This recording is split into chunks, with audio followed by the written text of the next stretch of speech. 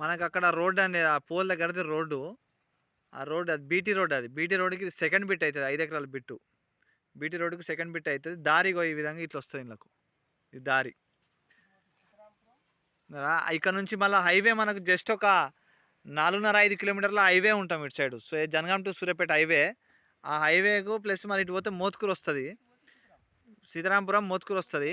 అయితే మనకు ల్యాండ్ వచ్చేసి మన ల్యాండ్‌లోనే ఉన్నాం. దారి ఇగో ఇట్లొచ్చి ఇంట్లోకి ఎంటర్ అయితాం. ఈ చెట్టు కానుంచి స్టార్ట్ అయితది. ఇగో ఇదంతా రోడ్ ఫేసే అయితది.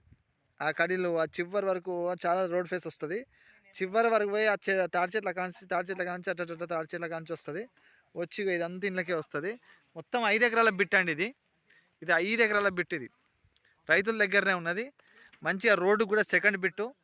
ఇది హైవే కూడా దగ్గరుంటది. మోత్కూరు మండలం కూడా దగ్గరుంటది. మనకు విలేజ్ మళ్ళా సెకండ్ బిట్ అయితుంది. ఇది రైతు దగ్గరనే ఉన్నది. ఇది 5 ఎకరాల బిట్టుకు రేట్ వచ్చేసి 26 లక్షలు చెప్తుండు. కూర్చుంటే తగ్గుతాడు ఇది. ఇది మంచిగా ఉన్నది ల్యాండ్. ప్లెయిన్ ల్యాండ్ అండి ఇది. కొద్దిగా ఈ చెట్లు గిడు ఉన్నది తప్పితే మొత్తం ప్లెయిన్ ల్యాండ్ ఇక సైట్ అంతా.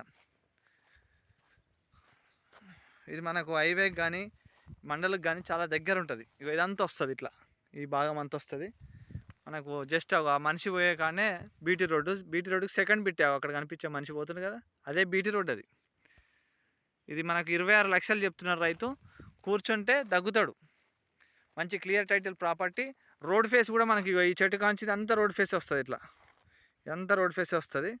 ఇది రోడ్ ఫేస్ తోటి మంచిగా ఉన్నదండి భూమి ఇది.